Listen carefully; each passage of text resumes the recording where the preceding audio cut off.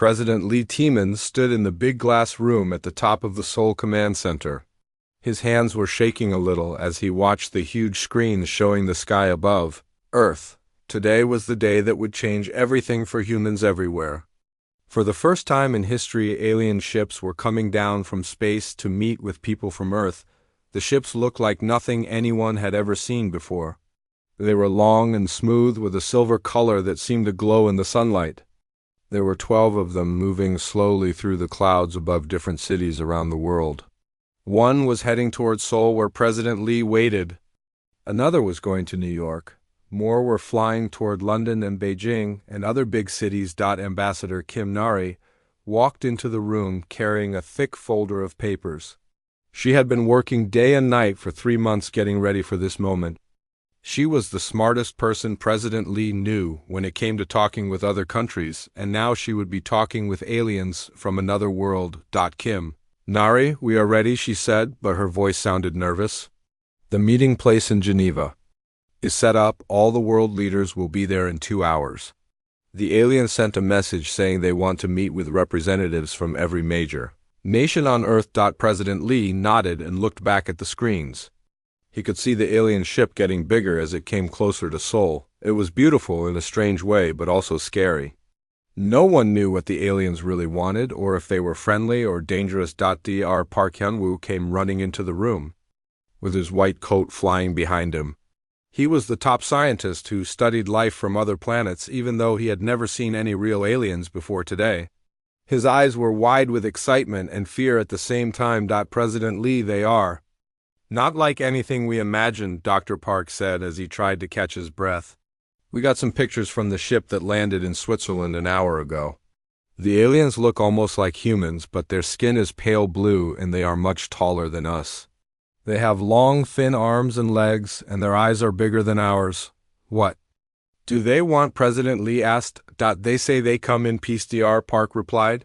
They call themselves the Voldari Federation. Their leader is someone called Commander Vexter. They say they have been watching Earth for a long time, and now they want to bring humans into their galactic community. President Lee felt his heart beating fast. This was what humans had dreamed about for hundreds of years.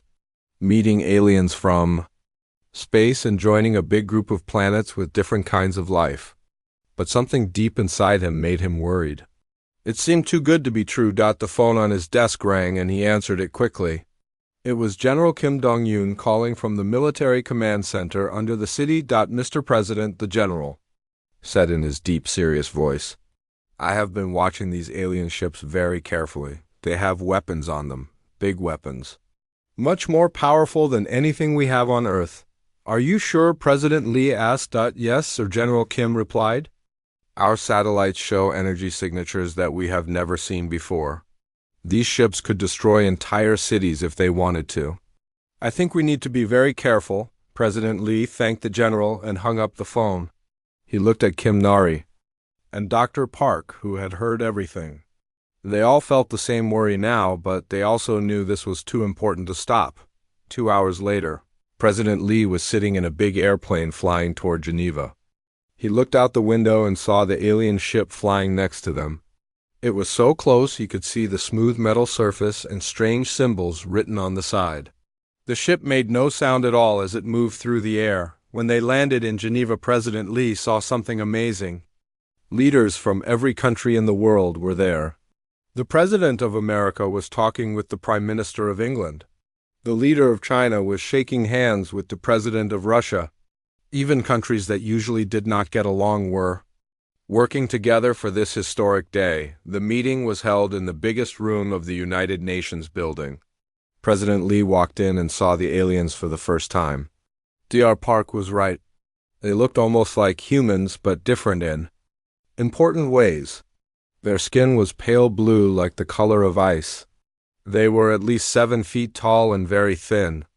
Their eyes were twice as big as human eyes and completely black with no white parts. Commander Vexter stepped forward and spoke in perfect English. His voice was deep and smooth like music. Welcome, leaders of Earth, he said. We have traveled far to meet you. We represent the Voldari Federation, which includes 43 different worlds with many different kinds of life. We have been watching your planet for 50 of your years. President Lee felt amazed that the alien could speak English so well. How did you learn our language, he asked. We have been listening to your radio signals and studying your television. Broadcast Commander Vexler replied with what looked like a smile. We find human culture very interesting. You are a young species, but you have great potential. The meeting went on for hours. The aliens talked about amazing things like faster than light travel and cities that floated in space. They showed pictures of other worlds with purple skies and green oceans. They talked about sharing technology that could end hunger and disease on Earth. But President Lee noticed that the aliens asked a lot of questions too. They wanted to know about Earth's population and where people lived. They asked about military bases and weapons. They seemed very interested in which countries had nuclear bombs and where they kept them. Dr. Park was so excited he could barely sit still. He asked the aliens about their science and technology. They told him about medicines that could make people live for hundreds of years and machines that could create any kind of food. It all sounded wonderful. Ambassador Kim Nari was taking notes on everything. She was trying to think about how this would change relationships between all the countries on Earth. If aliens were sharing technology with everyone, it could make the whole world different. As the day ended, Commander Vexler made an announcement that shocked everyone. We would like to send some of our people to live on Earth for a while, he said. We want to learn more about your culture and help you prepare to join the Galactic community. We will also invite some of you to visit our ships and learn about our technology. President Lee felt excited but also worried. This was happening very fast, but all the other world leaders seemed happy about the idea. They were already talking about which cities the aliens should visit and what they wanted to learn from them. That night, President Lee could not sleep. He stood by the window of his hotel room and looked up at the stars. Somewhere up there were 43 different worlds with aliens living on them. Tomorrow, some of those aliens would come to live on Earth. Everything was about to change, and he hoped it would be good for humanity. 3 months had passed since the aliens first came to Earth. President Lee Tiemann was having breakfast in his office when the first explosion shook the building. The windows rattled and papers fell from his desk. He looked outside and saw black smoke rising from the city below. His phone rang immediately. It was General Kim Dong-yoon, and his voice sounded panicked. Mr. President, we are under attack, he shouted. The aliens are firing on Seoul. They hit the airport and the military base. We have reports of attacks in New York, London, Beijing, and 15 other cities around the world. President Lee could not believe what he was hearing. The aliens had been living peacefully on Earth for 3 months. They had been sharing technology and learning about human culture. Dr. Park Hyun-woo had been working with them every day. Ambassador Kim Nari had been planning cultural exchanges between Earth and the alien worlds. How is this possible, President? Lee asked as he watched another explosion light up the sky outside his window. They planned this, sir, General Kim replied. They used the last 3 months to study our defenses. They know exactly where to hit us. Every major military base is being attacked at the same time. They are trying to destroy our ability to fight back. President Lee felt sick to his stomach. He had trusted the aliens. The whole world had trusted them. They had welcomed them into their cities and shared their secrets. Now those same aliens were trying to destroy humanity. The building shook again as another explosion hit somewhere nearby. President Lee could hear sirens wailing all over the city. He grabbed his emergency bag and followed his security team toward the underground bunker deep beneath the building. As they ran through the hallways, President Lee saw his staff running in panic. Some were crying, others were trying to call their families. Everyone looked scared and confused. How could their peaceful alien visitors have turned into attackers so quickly? In the bunker, President Lee found General Kim Dong-yoon waiting for him. The general was standing in front of a wall of screens showing attacks happening all over the world. New York City was burning. London had explosions going off every few minutes. Beijing looked like it was covered in smoke. Sir, we have lost contact with many of our military bases, General Kim said. But not all of them. I moved some of our most important equipment to secret locations 3 months ago. I was worried about. The aliens asking so many questions about our defenses, President. Lee felt a little bit of hope for the first time since the attack started. What do we still have, he asked. We have hidden missile bases in the mountains, General Kim replied. We have submarines under the ocean that the aliens do not know about. We have weapons stored in caves and underground bunkers. I did not trust the aliens completely, so I prepared for the worst. The phone rang and President Lee answered it. It was Dr. Park Hyun-woo calling from his laboratory. Mr. President, he said, and his voice sounded angry and sad at the same time. I have been such a fool. I shared everything with them, all our scientific knowledge, all our medical research. I thought we were working together to help humanity. Doctor, where are you? President Lee asked. I am in my emergency lab under the university, Dr. Park replied. I have some of the alien technology they left behind. I'm going to study it and find a way to fight back. They may have betrayed us, but I will not give up. President Lee felt proud of the scientist.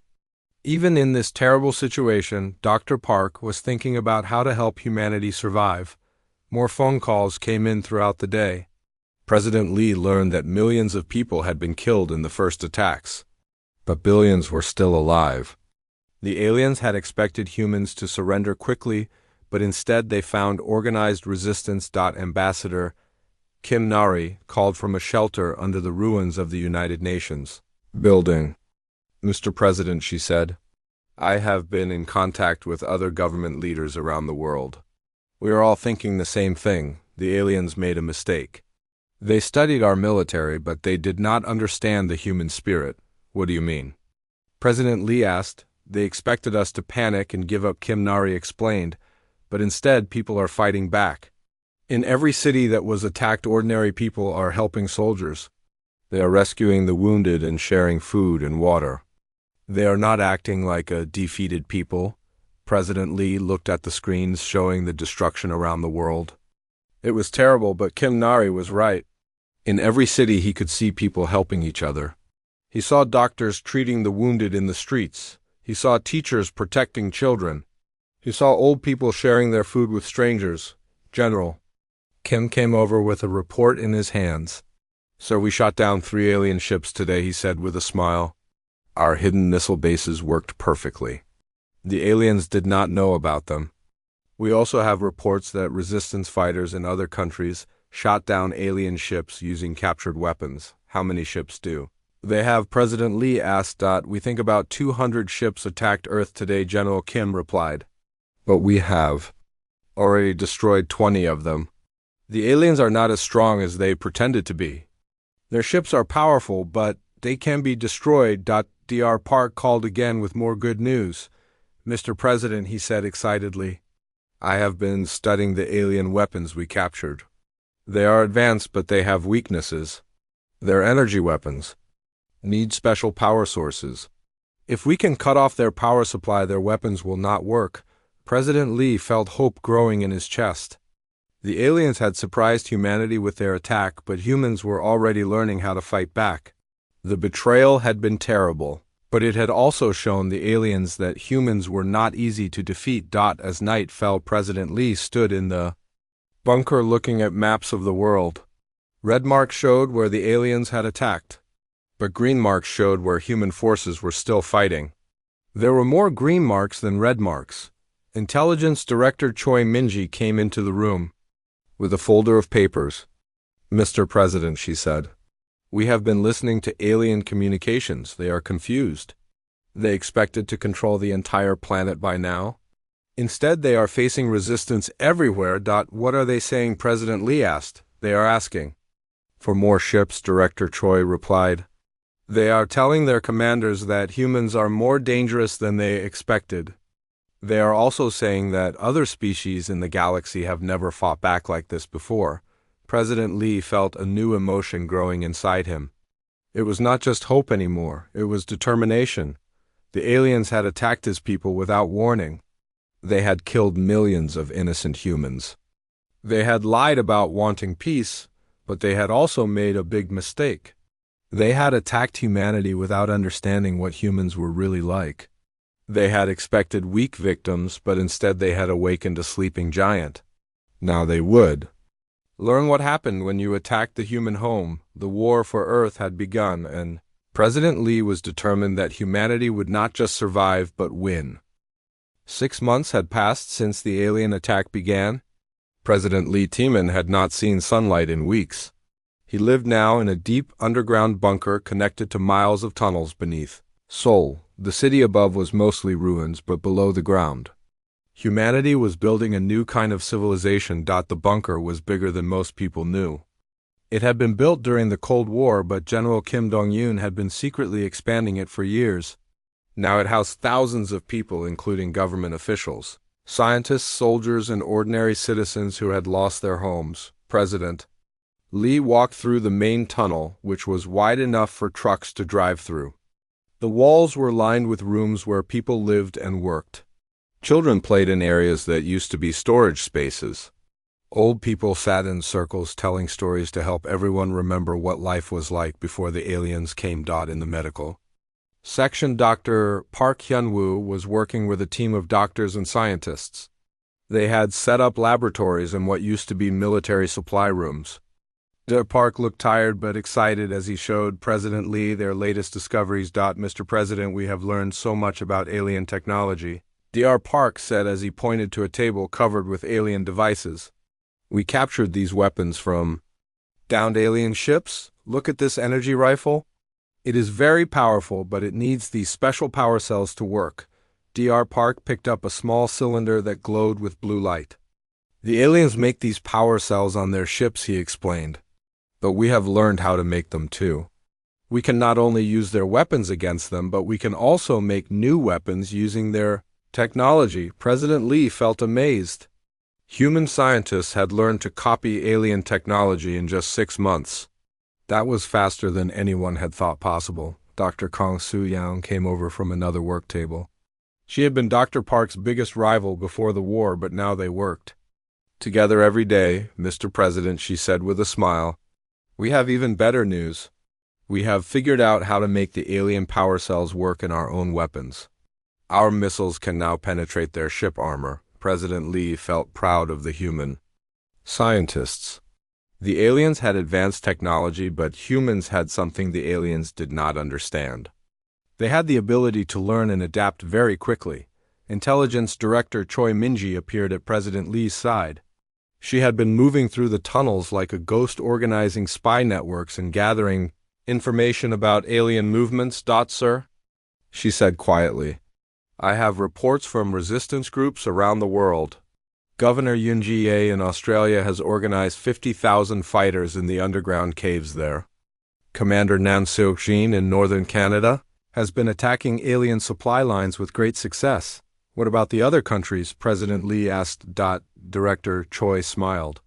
Every country has underground resistance now, she said. The aliens control the surface, but we control everything below ground. Captain Lee Ji-won has been leading attacks on alien positions in Europe. Major Bang Si-yuk has been training new fighters in the caves of South America. President Lee felt hope growing stronger. The aliens had destroyed human cities, but they had not destroyed the human spirit. People everywhere were fighting back. A young soldier ran up to their group. His name was Private Kim Min-soo, and he looked excited. Mr. President, he said, General Kim wants to see you right away. We just captured an entire alien patrol. President Lee followed the soldier through the tunnels to a secure area where General Kim Dong-un was waiting. The general looked pleased as he pointed to a group of 5 alien prisoners sitting in a special holding cell. Sir, we ambushed them while they were searching for one of our tunnel entrances, General Kim said. But the best part is what we found in their equipment. Look at this. General Kim held up a small device that looked like a communication radio. This is how they talk to their ships, he explained. We have been listening to their conversations. They are not happy about how the war is going. What are they saying? President Lee asked. They are reporting that humans are much more difficult to defeat than they expected, General Kim replied. They are asking for more ships and more weapons. They are also complaining that they cannot find our main bases because we stay underground. President Lee felt satisfied. The aliens had expected to win quickly, but instead they were fighting a long, difficult war against an enemy they did not understand. Dr. Park came over with more captured alien equipment. "Mr. President," he said, "we found something very interesting in their computer systems. The aliens are not just random attackers. They work for something called the Galactic Council. They have done the same attack on other worlds." President Lee felt angry. The aliens had not just attacked Earth, they had attacked other planets and other species. They were professional conquerors who destroyed civilizations for a living, but that also gave him an idea. If the aliens had attacked other worlds, there might be other species who would want to fight back too. Earth might not be alone in this.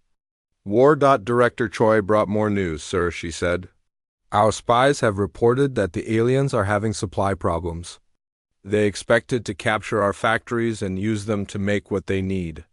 But we destroyed most of our factories before they could take them. President Lee remembered the order he had given on the first day of the war. Rather than let the aliens capture human technology, he had ordered the destruction of all major factories and research facilities.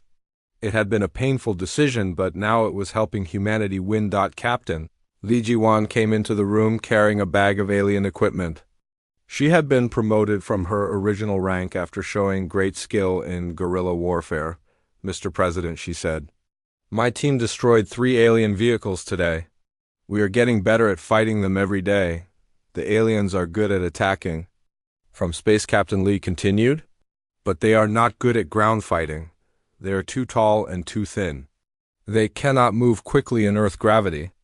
Our soldiers are faster and stronger than they are." President Lee felt proud of all the humans who were fighting back.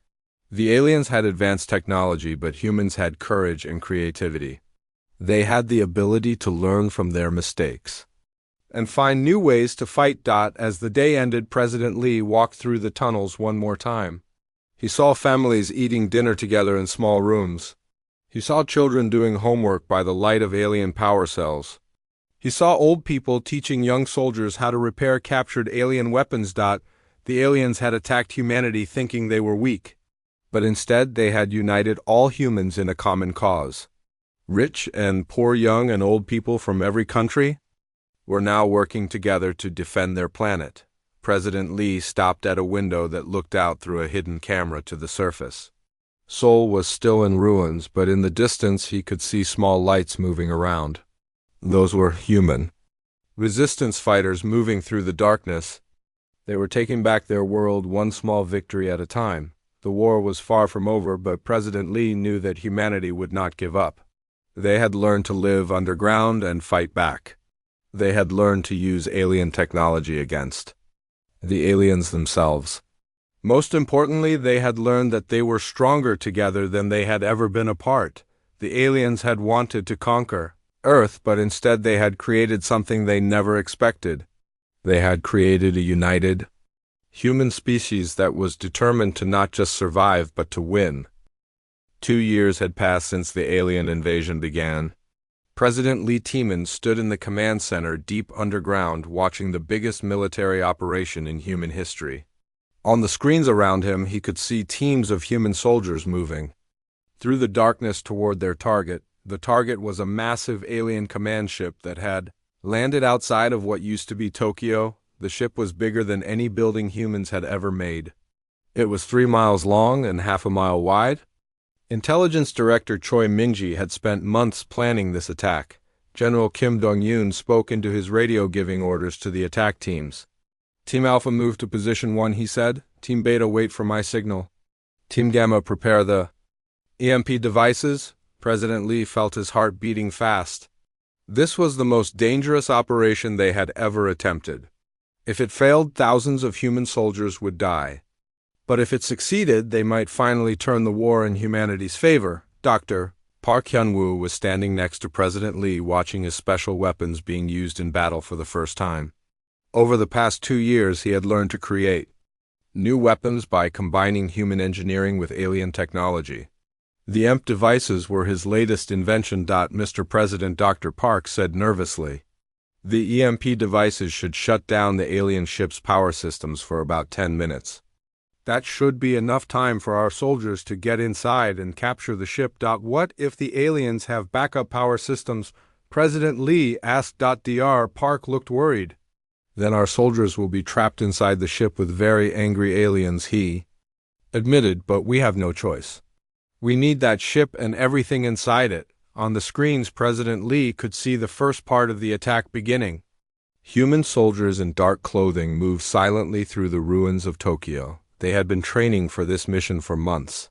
Captain Lee Ji-won was leading the main attack team, while Major Bang Si-yuk led a second team that would attack from the other side. The alien ship looked like a sleeping giant in the darkness. It was covered with lights that blinked in patterns no human understood. Armed alien guards walked around the outside of the ship, but they seemed bored.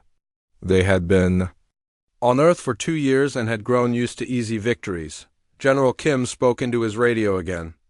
All teams prepare for EMP activation in 10 seconds, he said. 987-654-321 activate. Dr. Park pressed a button on his control panel. On the screens, President Lee watched as bright flashes appeared around the alien ship. The EMP devices exploded with electromagnetic energy designed to shut down all electronic systems. The effect was immediate. All the lights on the alien ship went out. The guards stopped moving as their weapons and communication devices stopped working. For a few seconds, the massive ship sat in complete darkness. The human soldiers moved. They ran toward the ship, from all directions carrying ladders and climbing equipment. They moved like shadows in the night, getting to the ship before the aliens could react. Captain Lee Ji-won was the first to reach the ship.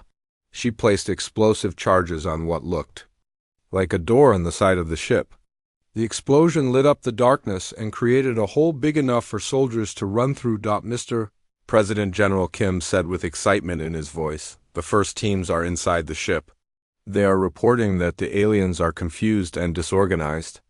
The MPO worked perfectly. President Lee watched as more and more human soldiers disappeared into the alien ship. This was the moment they had been preparing for. If they could capture the ship, they would have access to alien technology and information that could change the war, but the aliens were not helpless. As backup power systems came online, parts of the ship began to glow again. Alien soldiers started fighting back with weapons that still worked. The battle inside the ship was fierce and dangerous. Director Choi was listening to radio reports from inside the ship. "Sir," she said, "our soldiers have reached the command center. They are fighting alien officers for control of the ship's computer systems." President Lee felt time moving slowly. Every second seemed like an hour. The fate of humanity might depend on what happened in the next few minutes. Then, Captain Lee Ji-won's voice came over the radio. "Command center secured," she said. "We have captured the alien commander and his staff. The ship is ours." President Lee felt relief and joy wash over him. They had done it. Humans had captured their first alien command ship intact. This was the victory they had been fighting for, but the real prize was not the ship itself. It was what was inside the ship's computer systems. Dr. Park and his team of scientists immediately began studying the captured alien technology. What they found was beyond their wildest dreams. The ship's computers contained maps of the entire galaxy. They showed the locations of alien worlds and military bases. They showed trade routes and communication networks. Most importantly, they showed the location of the Galactic Council, the government that had ordered the attack on Earth. Dr. Park was so excited he could barely speak. "Mr. President," he said, "this changes everything. We now know where the aliens come from. We know how their government works. We know where their military bases are located." President Lee studied the star maps on the computer screen. The galaxy was huge with thousands of planets and alien species. Earth was just a tiny dot in one corner of the map. But now humans knew where they fit in the larger universe. Intelligence Director Choi made another important discovery. "Sir," she said, "the ship's computers contain records of other planets the aliens have attacked. They have been doing this for hundreds of years. They attack a planet, destroy its defenses, and then make the survivors work as slaves." President Lee felt anger building inside him. The aliens were not just conquerors. They were professional slavers who had destroyed countless civilizations. But they had made a mistake when they attacked Earth. They had never faced a species like humans before. Dr. Kang Soo-young came running over with more exciting news. "Mr. President," she said, "we have found the plans for alien faster-than-light travel. We can build our own spaceships. We can take the fight to the aliens on their own worlds." President Lee felt a new emotion growing inside him. It was not just the desire to defend Earth anymore. It was the desire to attack the aliens and free all the other species they had enslaved. Humanity was about to become a spacefaring civilization. The captured alien commander was a tall, thin creature named Kekstar. When he was brought before President Lee, he seemed confused and frightened. He had never seen aliens take control of a Valdari ship before. "Why do you fight so hard?" Kekstar asked President Lee. "Other species surrender quickly. They accept their fate. Why do humans continue to resist?" President Lee looked at the alien with no sympathy. "Because this is our home," he said. "Because you attacked innocent people. Because you tried to enslave us. We will never stop fighting until you leave our planet." Kekstar seemed to think about this for a long time. "Your species is different," he finally said. "We have conquered 47 worlds, but we have never faced resistance like this. Maybe we made a mistake attacking Earth." President Lee felt a moment of hope. Maybe some aliens could be reasoned with. Maybe not all of them wanted to be conquerors. Maybe some of them could become allies in the fight against the Galactic Council, but that was a question for the future. Right now, humanity had more immediate concerns. Dr. Park and his team were already working on plans to build human spaceships, using the captured alien technology. General Kim was organizing new military units trained to fight in space. As president, Lee walked through the underground tunnels that night. He felt that everything had changed. For 2 years, humanity had been fighting a defensive war just trying to survive. Now they had the knowledge and technology to fight back.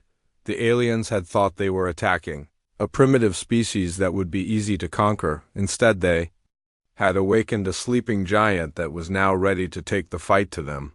The war for Earth was about to become a war for the galaxy. 18 months had passed since humans captured their first alien command ship. President Lee Tiemann stood in the hangar bay of humanity's first space station built in orbit around Earth. Through the massive windows he could see 12 human starships preparing for humanity's first attack on an alien world. The ships were beautiful and terrifying at the same time. They combined the best of human engineering with captured alien technology. The largest ship was called Soul's Vengeance, and it was twice the size of the biggest aircraft carrier ever built on Earth. Admiral Lee Ji-won would command the fleet. From this ship, Dr. Park Hyun-woo walked over to President Lee, carrying a tablet computer. "Mr. President," he said with pride in his voice, "the fleet is ready for departure. Each ship has weapons that are more powerful than anything the aliens have ever seen. We have combined human creativity with alien technology to create something new." President Lee looked at the ships again.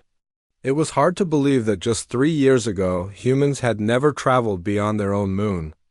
Now they were preparing to attack an alien military base 20 light-years away in the Kepler star system. Admiral Lee Ji-won approached them wearing the new uniform of the human Space Force. Her uniform was black with silver trim, and she wore the rank insignia of the highest-ranking military officer in human space. She looked confident and ready for battle. "Mr. President," she said, saluting, "the fleet is ready to depart on your orders. We have trained for this mission for over a year. Every pilot and crew member knows their job. We will not fail." President Lee felt proud and worried at the same time. He was sending thousands of humans into space to fight aliens on their own territory. It was the most dangerous mission in human history, but it was also necessary. The aliens had to learn that attacking Earth had consequences. Intelligence Director Choi Min-ji had chosen the target carefully. The Kepler base was a major alien military installation, but it was not heavily defended. The aliens had grown overconfident. After years of easy victories, they never expected humans to be able to travel between the stars. The plan was simple but dangerous. The human fleet would travel to the Kepler system using faster-than-light travel technology copied from the captured alien ship. They would attack the base quickly and destroy as much as possible. Then they would return to Earth before alien reinforcements could arrive. Dr. Park had spent months preparing special weapons for this mission, Mr. President, he said. We have equipped each ship with quantum torpedoes that can destroy entire alien installations. We also have new fighter ships that are faster and more maneuverable than anything the aliens have. President Lee walked to the window and looked out at the stars. Somewhere out there were alien worlds with billions of creatures living on them. Some of those creatures were probably peaceful and wanted nothing to do with war. But others were part of the system that had attacked Earth and killed millions of humans. Admiral Li Jiwan joined him at the window. Sir, she said, I know this mission is dangerous. We might not all come back. But every person on these ships volunteered for this mission. They want to strike back at the aliens who destroyed their homes. President Lee turned to face the Admiral. He had known her since she was a young captain fighting in the underground resistance. She had proven herself in dozens of battles against the aliens on Earth. If anyone could lead this mission to success, it was her. You have my authorization to proceed, Admiral, he said. Show the aliens that humans are not victims anymore. Show them that attacking Earth was the biggest mistake they ever made. Admiral Li Jiwan saluted and walked toward her ship. President Lee watched as the crews made final preparations for departure. Engineers checked the engines one last time. Weapons officers tested their targeting systems. Medical teams prepared for casualties. The departure was spectacular. One by one, the ships activated their faster-than-light drives. Each ship seemed to stretch and blur as it accelerated beyond the speed of light. In seconds they were gone, leaving only empty space where they had been. President Lee returned to Earth to wait for news. The journey to the Kepler system would take 6 hours. The attack itself was planned to last only 30 minutes. Then the ships would return to Earth. If everything went according to plan, the entire mission would be finished in 15 hours. But President Lee knew that nothing ever went exactly according to plan in war. He spent the day in the command center, watching for any signs of alien activity near Earth. If the mission failed, the aliens might retaliate by attacking Earth even harder. Dr. Park worked frantically on new weapons and defenses. Even if the mission succeeded, the aliens would eventually strike back. Humanity needed to be ready for whatever came next. After 14 hours of waiting, the first human ship appeared on the sensors. It was Seoul's Vengeance returning from the mission. President Lee felt relief wash over him. At least some of the fleet had survived. Admiral Li Jiwan's voice came over the communication system. Mission accomplished, she said, and President Lee could hear the excitement in her voice. The Kepler base has been completely destroyed. We caught them completely by surprise. How many ships did we lose? President Lee asked. Only 2 ships, Sir Admiral. Lee replied, the aliens were not prepared for our attack. Their defenses were designed to stop ships like their own, not ships with human modifications. We destroyed 53 alien ships and all their ground installations. President Lee felt amazed. The mission had been a complete success. Humanity had struck back at the aliens and won a major victory. But more importantly, they had proven that humans could fight the aliens anywhere in the galaxy. The success of the Kepler raid had effects that went far beyond the military victory. Within days, President Lee began receiving secret messages from other alien species. Many of them had been conquered by the Valdari Federation years ago. They had been forced to work as slaves building ships and weapons for their conquerors. The first message came from a species called the Zephyrians. They were small, peaceful creatures who had been enslaved 50 years ago. Their leader was someone called Council Prime Yuxan, and he sent a message of hope to President Lee. People of Earth, he said in the message, we have heard of your great victory against the Valdari. For 50 years we have dreamed of freedom, but we never had the strength to fight back. Your courage has inspired us to hope again. More messages arrived every day. The Crystalline Collective had been enslaved for over 100 years. The Aquatic Dominion had been conquered 30 years ago. The forest dwellers had been forced to cut down their own trees to build alien ships. Intelligence Director Choi was amazed by the response. "Sir," she said, "the news of our victory is spreading throughout the galaxy. Enslaved species everywhere are talking about the humans who fought back. Some of them are even starting to rebel against their alien masters." President Lee felt a new sense of responsibility. Humanity had not just won a battle. They had started a revolution that was spreading across the galaxy. Enslaved species everywhere were beginning to hope that freedom was possible. Dar Park brought more good news. "Mr. President," he said, "the Zephyrians have sent us detailed information about Valdari military bases. They have been forced to work in alien factories for decades. They know the locations of every major alien installation in this part of the galaxy." President Lee studied the new intelligence reports. The galaxy was full of alien military bases and slave factories. But now humanity had allies who could provide inside information about alien weaknesses. Admiral Lee Ji-won was already planning the next attack. "Sir," she said, "with the information from our new allies, we can hit the aliens where they are weakest. We can free entire worlds and add their populations to our alliance." President Lee felt the weight of leadership on his shoulders. 3 years ago, he had been the president of one small planet. Now he was becoming the leader of a galactic rebellion against an empire that had enslaved dozens of species. The aliens had made a terrible mistake. When they attacked Earth, they had thought they were conquering a primitive species that would be easy to control. Instead, they had awakened a species that would not only fight for their own freedom, but for the freedom of every enslaved creature in the galaxy. The war was far from over, but the tide had turned. Humanity was no longer fighting just to survive. They were fighting to win. 2 years after the first human interstellar attack, President Lee Tiemann stood at the entrance to the Great Assembly Hall on Nexus Prime, the capital world of the Galactic Council. He was not here as a prisoner or a refugee begging for mercy. He was here as the leader of the most powerful military force the galaxy had seen in centuries. The journey to Nexus Prime had taken 3 days aboard the flagship, Soul's Vengeance. Admiral Lee Ji-won had insisted on bringing a full battle fleet to escort President Lee to the council meeting. 50 human warships now orbited the capital world, showing the galaxy that humanity was a force to be respected. Ambassador Kim Nari walked beside President Lee as they entered the massive building. She had spent 2 years learning about galactic politics and alien cultures. Now she would help President Lee navigate the complex world of interstellar diplomacy. The Great Assembly Hall was the largest building President Lee had ever seen. It was 10 miles wide and 5 miles tall. The ceiling was made of transparent crystal that showed the stars above.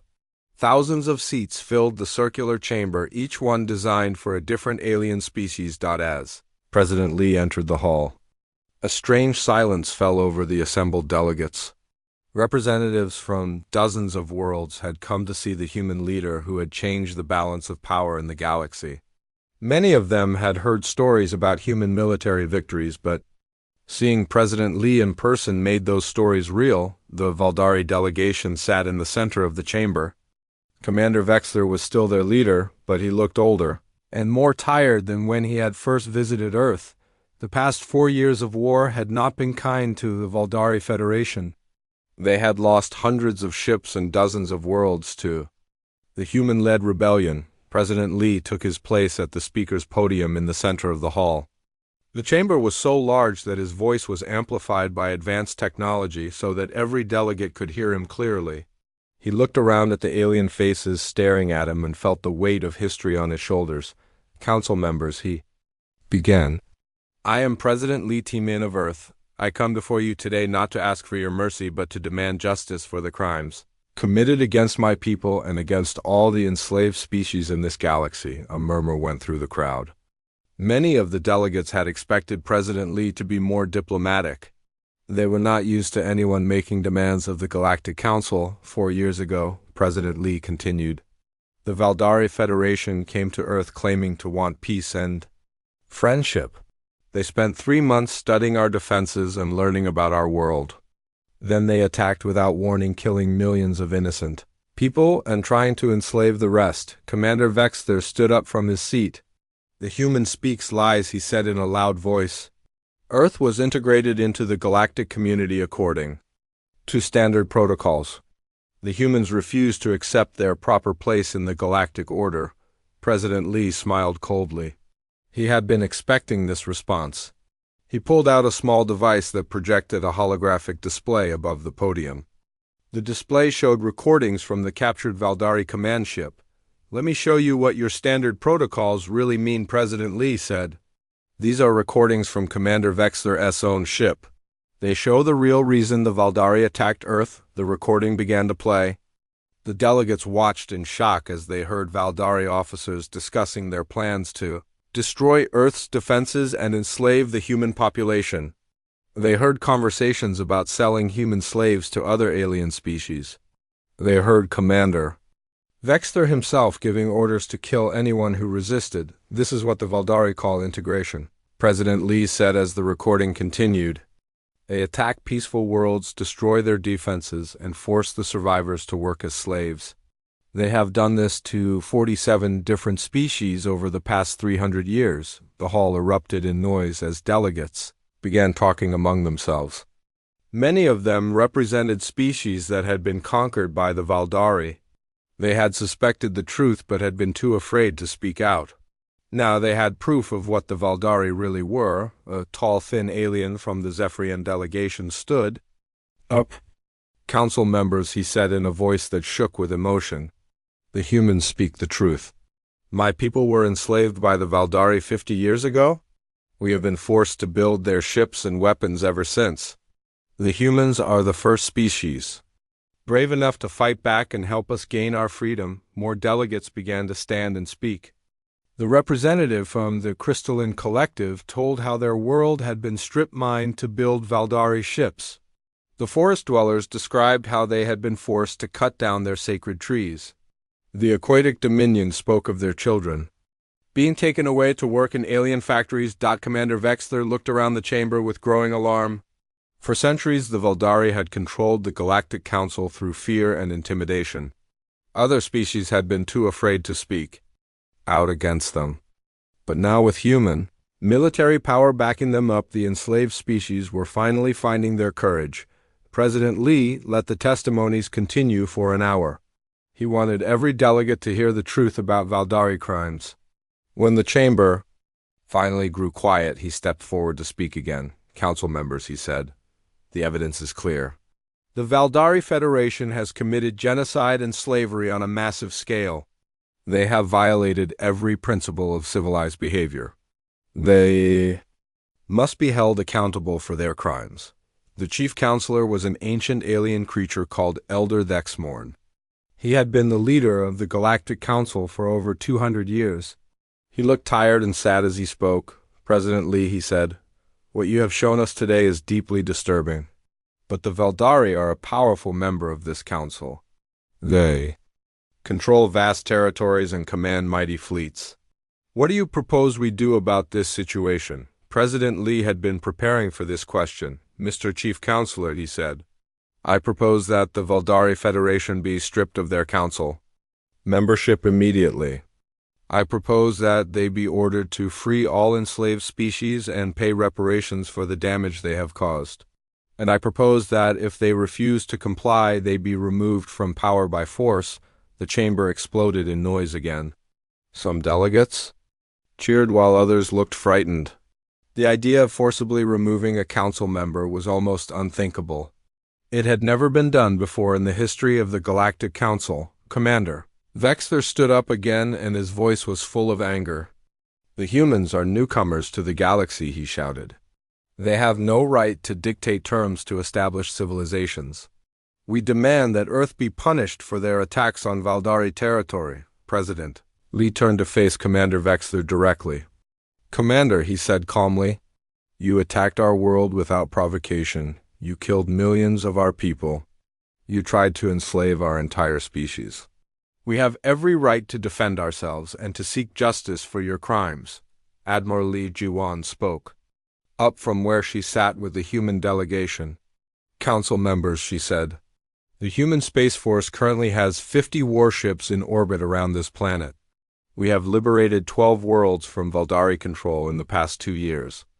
We have the military power to enforce any decision this council makes. The threat was clear but politely stated. Humanity was not just asking for justice. They had the power to enforce it whether the council agreed or not, Elder Thexmorn called for a recess so the council members could discuss the situation privately. President Lee and his delegation were escorted to a waiting room while the aliens debated among themselves. Ambassador Kim Nari looked pleased with how the session had gone. Mr. President, she said, I think we have them convinced. Too many species have suffered under Veldari rule.